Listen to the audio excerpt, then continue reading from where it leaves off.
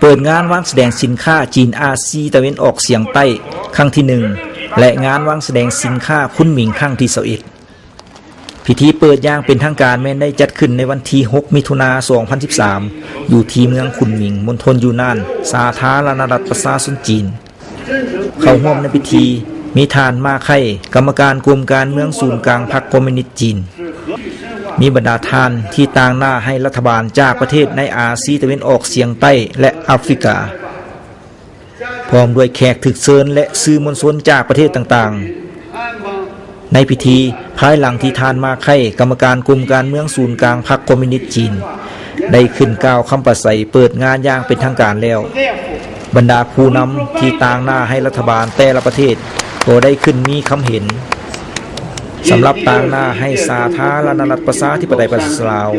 แทนทานสมสวัสดิ์เล็งสวัสดิ์รองนายกรัฐมนตรีผู้ชี้นำเวียกงานเศรษฐกิจงานวางแสดงสินค้าจีนอาซีตะวันออกเฉียงใต้ครั้งที่1และงานวางแสดงสินค้าคุ้นหมิงครั้งที่21แม้นมี20กว่าประเทศเข้าร่วมเฉพาะสาธารณรัฐประชาธิปไตยประชาชนลาวได้นำเอาเครื่องมาวางแสดงประกอบด้วย5กลุ่มคือกลุ่มหัตถกรรมเครื่องประดับผลิตภัณฑ์ไม้เครื่องดื่มและกลุ่มโฆษณาประกอบมี19บริษัทมี20ห้านรวมมูลค่าสินค้าที่นำมาวางแสดงทั้งหมด 200,000 กว่าดอลลาร์สหรัฐ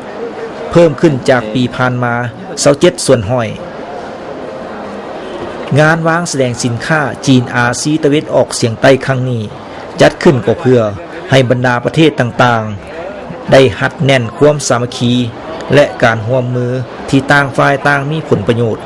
และสำคัญกว่าแม่นแต่ละประเทศได้ซอกฮู้เกี่ยวกับการลงทุนการแลกเปลี่ยนทางด้านสินค้าพร้อมทั้งได้แลกเปลี่ยนทางด้านวัฒนธรรมและฮีตของประเพณีอันดีงามของแต่ละประเทศในอาซีตะวันออกเฉียงใต้